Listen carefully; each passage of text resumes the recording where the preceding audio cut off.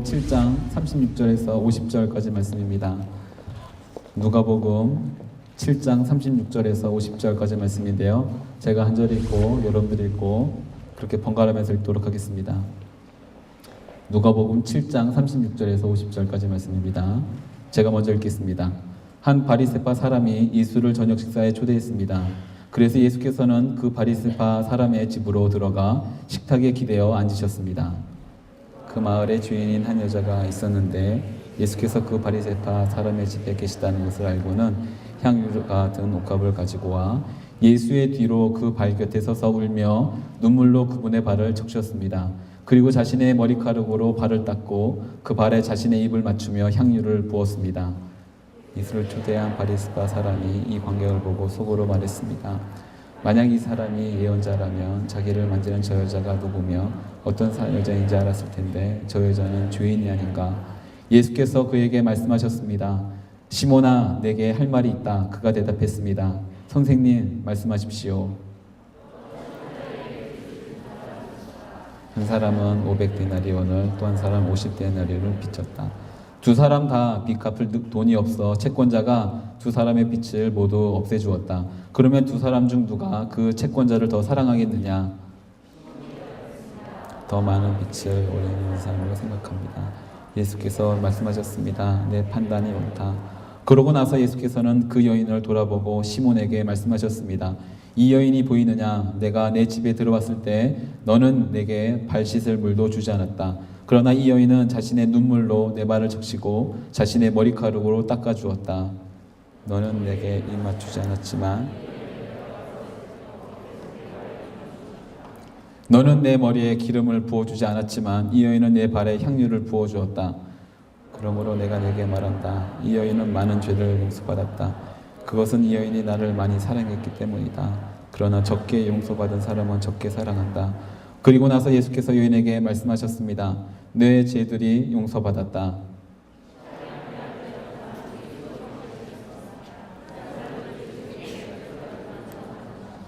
(50절) 말씀은 함께 읽겠습니다. 예수께서 여인에게 말씀하셨습니다. 내 믿음이 너를 구원했다. 평안히 가거라. 아멘. 오늘 우리가 함께 읽은 이 본문의 말씀은 우리가 꽤 잘 알고 있는 이야기입니다. 왜냐하면 마태, 마가, 누가, 요한복음 4개 복음서예요. 공통적으로 나오는 이야기입니다. 보통은 이쪽 부분에서 저쪽 부분에서 나오는 이야기들이 대부분인데요. 공통적으로 빠짐없이 꼭 나오는 이야기는 이 기름 부은 한 여인이 와서 기름 부은에 대한 이야기가 꼭 나온다는 것입니다. 그래서 오늘 우리가 제일 먼저 해야 될 일이 있다라고 한다면 마태, 마가하고 요한복음에 나오는 그 기름 부음에 대한 사건과 이야기들과 오늘 우리가 읽은 누가복음의 사건을 분리시키는 작업입니다. 그렇게 하지 않으면요, 지금 누가복음이 말하고 있는 중요한 메시지에 뭔가 방해가 될 것 같고요. 또한 우리가 집중해서 하겠는데 좀 어려움이 있을 것으로 보여집니다. 확실히 우리는 성경을 잘 알고 있고 특별히 복음서만큼은 더 잘 알고 있다고 생각하기 마련인데요. 사실은 잘 알고 있다는 생각 때문에 성경을 잘 모를 때가 더 많이 있는 것 같습니다. 그래서 소규모로 성경 공부하다 보면 제가 조금 짓궂게 질문을 많이 합니다. 정말로 그렇습니까? 정말로 그런 일들이 있었습니까? 물어보면 처음에는 확신을 갖고 대답하시다가 조금 시간이 지나면 글쎄요, 이렇게 갑니다. 예전에 한번 제가 처음 왔을 때인가요? 동방 박사가 정말 세 사람입니까? 라고 물어봤던 적이 있는 것 같은데요. 이와 비슷하게 우리는 잘 알고 있고 많이 들었고 너무나도 익숙하다고 생각하지만 실제로 성경에서는 그렇게 말씀하고 있지 않을 때가 있다는 것을 기억해야 될 것 같습니다. 그래서 성경을 보는 가장 좋은 어떤 방법이 있다면 처음 보는 것처럼 마치 처음 대하는 것처럼 성경을 보면 좋을 것 같습니다.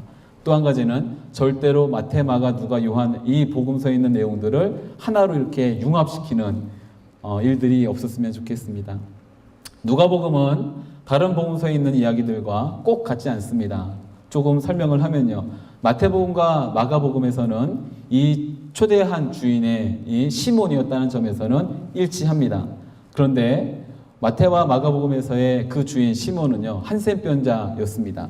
그래서 지금 말하고 있는 바리새인과는 조금 다른 사람이 있고요.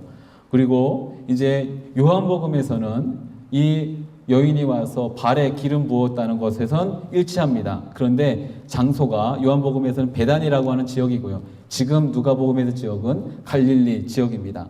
그리고 마태복음과 마가복음에서도 역시 이름을 밝히지 않습니다. 이 말을 먼저 하는 이유는 혹시라도 오래된 교회 경험 가운데 이 여인이 알고 보니까 막달라 마리아다라고 쉽게 빨리 이렇게 결정을 지을 수 있는데요. 지금 현재 상황은 누가복음에서는 이 여인이 누군가라고 이름을 밝히지 않습니다. 그리고 끝까지 그 여인이 누군지도 말하지 않지요. 그리고 요한복음에서는 이 여인이, 이 기름 부었던 여인이 마리아였다라고 말하고 있습니다. 그래서 나사로의 집에서 일어났던 일이라는 것을 연관시켜 주시죠. 그리고 다른 세 개 복음서, 마태복음과 마가복음과 요한복음은요, 이 모든 사건이 예수님의 사역의 거의 마지막쯤에 연결되어 있으므로 그 참된 의미를 예수님의 죽으심을 예비하고 그것을 어떤 기념하는 것들로 연관지었다라고 한다면요, 누가복음은 초기에 나옵니다. 그리고 여기서 나오는 메시지는 예수님의 죽으심을 준비하는 일이 아니라 여기서 보여지고 있는 한 용서와 그리고 위대한 사랑에 대해서 말씀하고 있다는 것을 우리가 기억해야만 될 것입니다. 그래서 이렇게 결론을 좀 짓고 이 이야기를 시작하려고 합니다. 다른 복음서에서 나왔던 이야기들이 한 이야기를 다른 각도라든가 아니면 잘못 전달받아서 서로 다르게 쓴 이야기가 아니라 그냥 세 번의 다른 사건이 일어난 것으로 보시면 좋을 것 같습니다. 누가복음에서 특별히 거리가 멀고요. 그리고 사람이 다르고 그리고 초청한 사람도 다릅니다.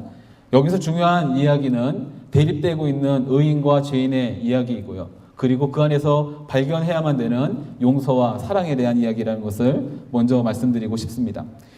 우리가 오늘 말씀을 그래서요, 용서와 이 사랑이란 주제, 조금은 큰 주제이기도 하고 조금 어려운 주제이기도 한데요, 이 용서와 사랑에 대한 이야기를 먼저 살펴보고 난 다음에 여인의 그 태도와 주님을 향했던 어떤 사랑에 대한 이야기를 나중에 살펴보도록 하겠습니다.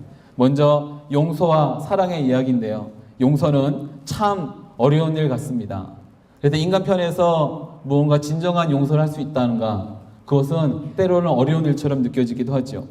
우리가 이 용서에 대한 이야기를 살펴보기 위해서는 여기에 등장하는 이 두 인물, 대비가 되고 있는 인물을 좀 살펴봐야 될 것 같은데요. 첫 번째는 죄인입니다. 죄인이었던 여인이죠. 죄인인 여인입니다.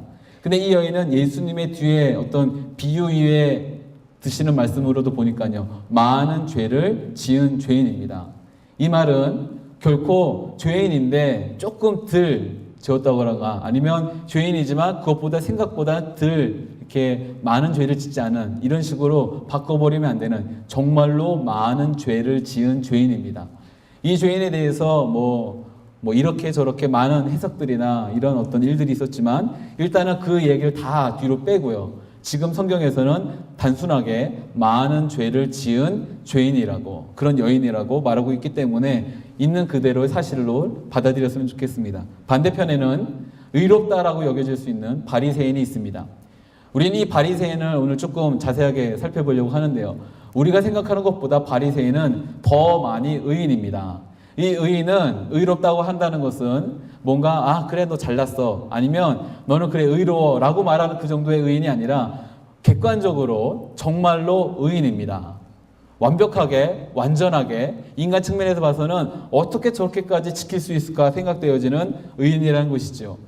실제로 완전한 의인입니다. 이 완전한 의인과 그리고 너무 많은 죄를 지은 죄인인 한 여인이 대비되어서 나타나는 것이죠. 결론은 우리는 알고 있습니다. 예수께서는 의인 편에 서 계시지 않고 죄인 편에 서 계십니다. 많은 죄를 지은 이 죄인 옆에 서 계시다는 사실이지요. 그리고 그것 때문에 바리새인은 예수님을 의심하고요, 그리고 우리가 뭔가 알지 못할 비난의 어떤 어조를 보이기도 합니다. 죄인은 죄인입니다. 이 죄인이 갑자기 죄인이 아니라고 한다거나 뭔가 우리가 그 죄인으로서 가질 수 있는 동질감을 느끼기 위해서 이렇게 죄인이 아니었을 것이다, 사실은 조금 죄를 지은 것이다 라고 생각할 수도 있지만 정말 죄인입니다. 반대편에 의인은요, 정말로 큰 의인입니다. 우리는 이 당시에 있었던 바리새인들이 가졌던 노력이라든가 아니면 신겨운 싸움이라든가 아니면 지속적으로 해야 되는 어떤 관리에 대해서는 잘 모릅니다. 다만 어디선가부터 들은 그 정도 얘기로 바리새인들은 정말 뭐 그런 사람들이야 라고 생각하기 쉬울 수 있지만, 이 바리새인을 이해하기 쉬운 차원에서 예를 든다면, 한 100년 전에, 우리도 지금 잘 모르지만 100년 전쯤에 예를 든다면 청교도 교인 정도로 이해할 수 있을 것 같습니다. 실제로 세상으로부터 올 수 있는 모든 정결하지 못한 것에 대한 유혹을 잘라내기 위해서 스스로 엄청난 노력을 하고 있는 사람들입니다. 그리고 사람들은 그 사람들에 대해서, 바리새인과 청교도에 대해서 저런 독한 사람들이라고 말하지 않습니다. 오히려 그들의 어떤 정결함이라든가 그들이 갖고 있던 노력에 대해서 칭찬하기 마련이죠. 그리고 그가 했던 어떤 판단이나 그들이 교회에서 가졌던, 공동체에서 가졌던 모든 결정들에 대해서 비난하지 않습니다. 충분히 그것은 맞다라고 받아들인다는 사실이죠. 그래서 바리새인과 예수님이 가졌던 어떤 갈등, 그리고 어떤 싸움이 있다라고 한다면 단순하게 이것이 맞냐 저것이 맞냐 옳고 그름의 갈등이 아니라, 오래된 그들이 갖고 있었던 전통과 그리고 무언가 우리가 지키고자 하는 어떤 그런 의식들, 그러나 예수님은 그 안에 참된 본질이 무엇인가에 대한 싸움과 갈등이었던 것으로 보여집니다. 형식을 갖추고 있지만 그러나 본질을 잃어버린 사람들과의 싸움이라는 것이죠. 이제 예수께서는 그들의 편이 아닌 죄인의 편에 서 계시다는 것을 다시 한번 말씀드리고 싶습니다. 성경은 그래서 죄인은 죄인이라고 부릅니다. 이것이 형식상으로, 아니 호칭 정도로 부르는 것이 아니라 그녀는 죄인입니다. 그리고 의인은 진정한 죄인이죠. 이상하게도 예수님은 죄인의 편에 서 계십니다. 의인의 편에 서 계신 것이 아니라 죄인의 편에 서 계시다는 사실이죠. 그리고 이것 때문에 의인이었던 바리새인 이 시몬은요, 충격을 먹습니다. 그리고 예수님으로부터 알지 모를 대답을 듣습니다. 시몬은요, 죄인들이 의인들보다 더 큰 사랑을 갖고 있는 이유는 그들이 더 많이 용서받았기 때문이라고 말합니다. 이 말을 바꿔서 말하면 죄인은 스스로 자신들이 죄인임을 깨달았던 모양입니다. 사람들로 주어지는 그 말에 상처로 반응하지 않았던 것으로 보여집니다. 너도 내 상황을 대해봐. 너처럼 나도 이렇게 살아봐. 어쩔 수 없었던 거야 라고 말하는 것이 아니라, 스스로 나는 그럼에도 불구하고 죄인이라는 것에서 벗어나지 않았다는 것입니다. 그리고 그 죄인임을 알고 있었기 때문에 더 많은 용서가 그들 가운데 있었다라고 성경은 우리 가운데 보여주고 있죠. 죄인인 여인에게 용서를 가져온 것이 그 여인이 갖고 있었던 어떤 궁극적인 사랑이 아니라, 오히려 반대로 그녀가 받은 용서 때문에 그녀가 사랑할 수 있었다라고 성경은 우리 가운데 말씀해주고 있다는 것이죠. 사랑하는 여러분 가운데 사랑이 혹시 우리 안에 없음을 알고 계십니까? 그렇다면 반대로 우리가 용서받아야 되는 존재임을 더 먼저 깊이 깨달을 수 있었으면 좋겠습니다. 주님께서는 이렇게 이상하게 말씀하십니다. 사랑받으려고 노력하는 인생이 아니라 내가 용서받아야 되는 존재를 먼저 받아들이라는 사실이죠. 아마 그래서 한 여인 가운데 일어난 이 사건이 모든 인생 가운데 나타나게 될 가장 위대한 요소임을 우리 가운데 말씀해주고 있는 것으로 보여집니다. 그것은 용서입니다. 용서는, 그리고 하나님께서 우리 가운데 말씀하신 용서는 무조건적입니다. 조건이 없습니다. 그래서 이 무조건이란 말을 다르게 전치사로 바꾼다면요, 아마 그럼에도 불구하고 하나님은 용서하십니다.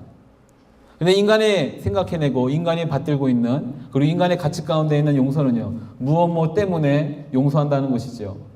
내가 그것 때문에 용서할 수 있고, 내가 그것만 하면 용서할 수 있고, 어쨌든 이유를 찾고 조건을 찾습니다. 근데 하나님은 이유와 조건을 초월하여서 먼저 말씀해 주십니다. 내가 그럼에도 불구하고 너를 용서한다. 그리고 내가 너를 사랑한다.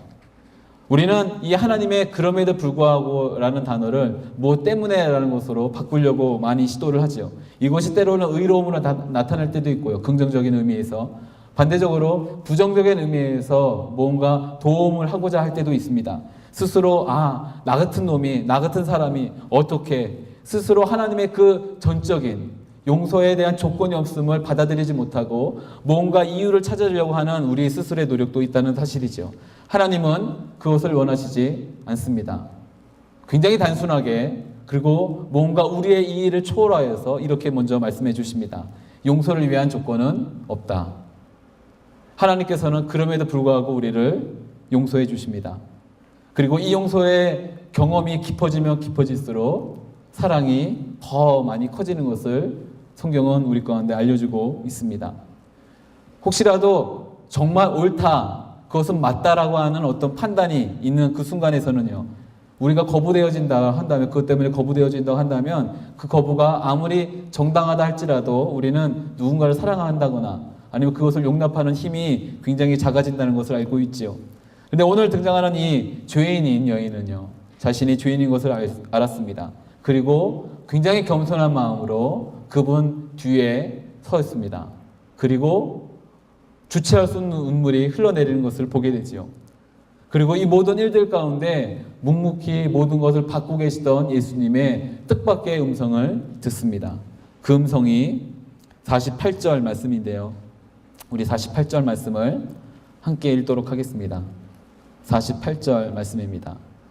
함께 읽겠습니다. 시작. 그리고 나서 예수께서 여인에게 말씀하셨습니다. 내 죄들이 용서받았다. 아멘.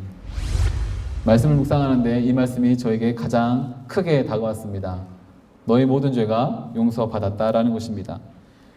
이 말씀을 말씀하시는 분은 이 세상 모든 것의 창조주 되시고 처음부터 시작이셨던 분이십니다. 그리고 모든 사람이 갖고자 했지만 갖지 못했던 권위 있고 그 권위로서 이렇게 말씀하시는 것이죠. 너는 용서받았다. 너는 용서받았다는 것입니다. 어쩌면 한 영혼에게 일어날 수 있는 가장 위대한 순간이 바로 이 여인에게 지금 일어났습니다. 혹시라도 내가 좀 더 가치 있는 존재로서 보이고자 했던 모든 그 노력들이 때로는 실패로 또 때로는 좌절로 무너진다는 그 순간 속에서도, 그리고 그로 말미암아 우리가 느낄 수 있는 어떤 절망감이 느껴진다 할지라도 예수님은 이렇게 말씀하십니다. 너는 그것과 상관없이 그럼에도 불구하고 이미 용서받았다는 것입니다. 우리는 용서받기 위해서 이곳에 온 것이 아니라 용서받았기 때문에 이 자리에 와 있습니다. 가슴에 손을 얹고 우리 스스로에게 이렇게 말씀하겠습니다. 말해주겠습니다. 선포하겠습니다. 나는 이미 용서받았다.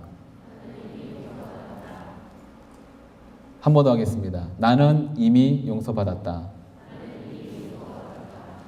이 말씀으로 말미암아 그녀 안에는 자신이 알지 못했던 사랑이 일어나기 시작했습니다.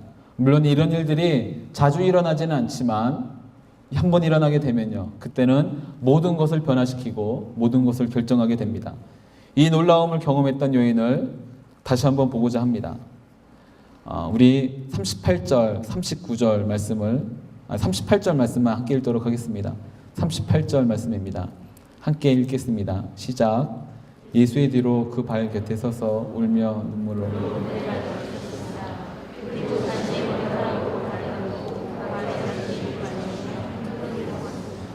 아멘. 한편에 어떤 드라마를 보는 것처럼 잠깐 상상해 보겠습니다. 예수님께서 바리새인이라고 말하는 의인의 집에 초대를 받으셨습니다. 그리고 함께 식사를 하고 있는 중이죠. 아마 사람이 그렇게 저렇게 좀 많았을 것으로 보여집니다. 그 가운데 한 여인이 들어옵니다. 그리고 조용히 예수님 뒤편에 서 있고요. 그리고 갑자기 눈물이 흘러내리기 시작합니다. 근데 하필이면 그 눈물이 예수님의 발에 떨어진 것입니다. 그리고 급하게 그 발을 닦는 것이지요. 그런데 닦으려고 하니까 닦을 것이 없어서 자신의 머리카락을 닦습니다. 그리고 난 다음에 준비해왔던 옥합을 깨트려 향유를 붓습니다. 이 여인의 모습을 잠깐 묵상해 보겠습니다. 물론 바리새인이 초대했다는 것에 대해서 굳이 나쁜 의도에서 뭔가 덫을 놓거나 함정을 만들기 위해서 초대했다라고는 보여지지 않습니다. 다만 그냥 형식적으로라도 예수님이 그 당시에 랍비로서 선생님으로서 유명했기 때문에 당연히 해야 되는 어떤 일들로 초대했던 것으로 보여집니다. 그리고 그렇게 집에 초대한 이유 가운데 뒤에 있는 말씀을 보니까요, 아무것도 하지 않습니다. 형식적으로라도 초대는 했지만 초대한 가운데 초대한 손님에게 해야 될 아무런 일도 하지 않았습니다. 그런데 반대로 한 여인이 옵니다. 근데 이 여인은 동네에서 다 알고 있는 죄인으로 여겨집니다. 모두 다 알고 있는 거예요. 근데 이 여인이 어떻게 들어갈 수 있었는가? 이에 대한 힌트도 단서도 없습니다. 다만 그 여인은 조용히 그 집안에 들어왔습니다. 그리고 사람들은 그 여인을 마치 그림자 취급했습니다. 왜 들어왔느냐라고 말하는 반응조차 없는, 그냥 없는 듯 여기는 그 여인입니다. 마치 그 여인과 말을 섞는 것조차도 굉장히 부정하다는 느낌을 가질 수 있는 그래서 아무런 말도 하지 않는, 그냥 왔다가 조용히 음식을 먹고 가버려라 라고 하는 그런 마음으로 그냥 그렇게 그 여인에 대해서 완전하게 무시하고 있는 상황이지요. 그럴 때 이 여인은 조용히 예수님의 뒤편에 섭니다. 이 여인은 자신이 죄인인 것을 알지요. 그리고 예수님께 준비했던, 왜 그런 행동을 하려고 했는가, 아무런 단서도 없습니다. 아무런 설명도 없지요. 예수님도 이 여인에 대해서 왜 그렇게 하느냐라고 말씀하시지도 않습니다. 다만 여인이 하고 있는 그 모든 것들을 묵묵히 받으십니다. 이때의 식사는요, 이렇게 뭔가 식탁에 기대하는 형태였다고 하니 예수님 뒤편에 와서 섰다라고 한다면 자연스럽게 예수님의 발이 그 여인 앞에 있었을 것입니다. 그리고 여인 가운데는 예수님을 만나자마자 보였던 첫 번째 반응이요, 눈물이었습니다. 원래 눈물을 흘리려고 주님을 만났다는 것은 아닙니다. 나의 억울한 심정을 좀 풀어달라고, 내가 너무 힘들게 살아왔다라고 말하는 것을 말하기 위해서 예수님을 만났다는 것이 아닙니다. 그냥 예수님을 보고 싶어서 왔던 것으로 보여집니다. 그리고 내가 할 수 있는 이것이라도 예수님께 하고 싶어서 왔던 것으로 보여집니다. 근데 예수님을 보자마자 첫 번째 일어난 반응은요, 눈물이었습니다. 그냥 제 마음대로 상상해 보았습니다. 원래 그러려고 온 것은 아닌데 준비했던 이 향유 옥합을 깨뜨려서 준비된 이 예물을 주님께 드리고 가고 싶었는데 조용히, 왜냐하면 자신이 하는 모든 행동이, 자신이 하고자 했던 그 모든 일들이 결국에는 지탄받고, 혹시나 내가 하는 행동 때문에 예수님이 에게 누가 될 수 있는 것을 충분히 자기도 알고 있기 때문에 조용히 이 일을 하고 도망가고 싶었을 텐데, 근데 예수님을 만나자마자 일어난 일은 이게 어찌된 일입니까? 눈물을 주체할 수가 없습니다. 눈물이 흘리고 갑자기 예수님의 발에 떨어지는 자기의 눈물을 보고 당황했을지도 모르지요. 그리고 그 눈물을 닦습니다. 아, 이게 아닌데 내가 이거 하려고 온 게 아닌데, 나의 거룩하지 못한 부정한 나에 있는 이 어떤 것이 조금이라도 예수님께 닿았다면 이게 무슨 말인가 라고 하면서 그렇게 성급히 예수님 발에 떨어진 눈물을 닦고요, 준비했던 향유를 주님 앞에 깨뜨립니다. 이렇게 붓습니다. 내 일을 보고 있던 의로운 한 사람은요, 속으로 이렇게 말합니다. 상황을 판단하는 것이죠. 저는 이 바리새인이 우리가 읽었던 이 36절 이전에 바로 나오는 예수님 말씀하신 그 사람들 같습니다. 이 세대라고 말하는 사람들이죠. 예수님이 이렇게 말씀하십니다. 이 세대를 어떻게 뭘로 비유할 수 있을까? 결혼식장에 가도 기쁨이 없고 장례식장에 가도 슬퍼하지 않는, 아무런 감정도 아무런 어떤 것도 느끼지 못하는 이런 사람들이 아닌가. 죄인이지만 죄인이 아니라고 느끼는, 오히려 자신의 삶에 대해서, 자신이 걸어가고 있는 모든 것들에 대해서 아무런 감정도 아무런 죄책도, 오히려 그렇지 않으려고 그런 척 해보이려고 노력하는 이런 사람들의 모습 가운데 저는 이 대비되는 두 사람의 모습을 보고 사랑하는 여러분 가운데 이렇게 도전하고 싶습니다. 오늘 예수님을 보기 위해서 이 자리에 나오셨다라면, 예수님의 말씀을 듣기 위해서 이 자리에 나오셨다고 한다면, 단순히 종교적인 어떤 행위가 아니라 살아계셔서 역사하시는 그 예수님을 만나기 위해서 이 자리에 나오셨던 분이라면, 이 자리에 오실 때 먼저 일어난 우리의 마음, 우리의 반응, 우리의 상태는 어떤 것입니까? 단순하게 형식적인 초대와 준비와 식사 대접과 내가 할 만큼 한 거라고 여길 수 있는 그 일입니까? 아니면 아무 자격 없음을 알고 주님 앞에, 그 발 앞에, 아니 뒤에 조용히 섰을 때 느껴지게 되는 말할 수 없는 눈물입니까? 여인은 이렇게 말도 못하고 울고 있습니다. 그리고 조용히 자신의 할 일들을 하지요. 가장 묵상이 되셨던 것은 이 말씀이었습니다. 조용히 예수의 뒤편 발 곁에 서서, 그리고 엎드립니다. 조용히 닦고 조용히 향유를 붓지요.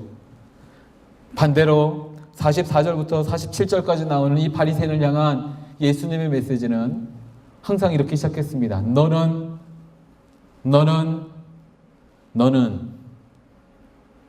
그러나 이 여인은, 사랑하는 여러분 가운데 어떠한 메시지가 여러분 가운데 들리시고 있습니까? 최소한의 예의를 갖춘 정도로 예수님 혹시 대하고 계시지 않습니까?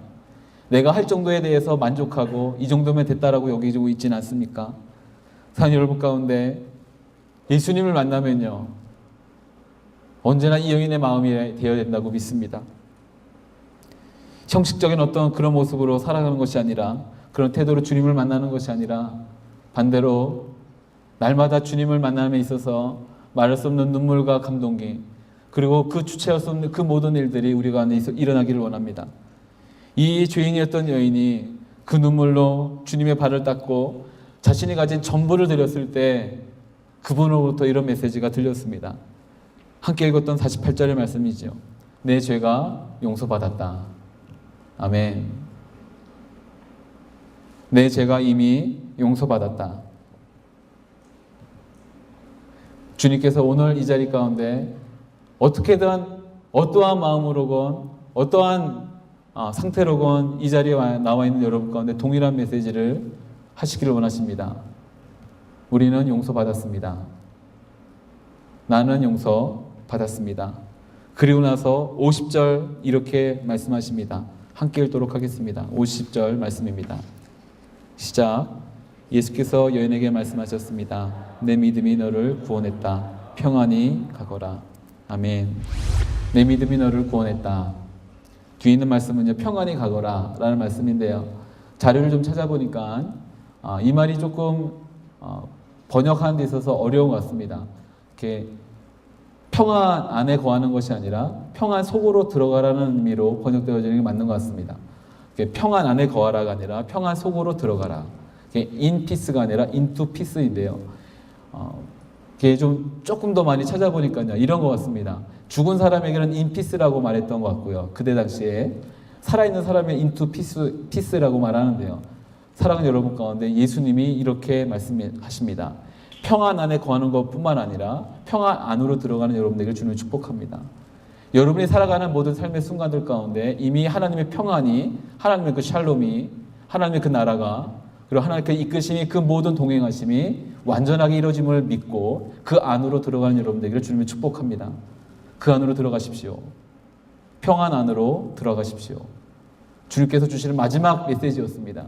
그 여인에게 돌려보낼 때 그냥 그대로 그 시선과 어떤 정죄함으로 돌려보낸 것이 아니라 그녀에게 이렇게 말씀하십니다.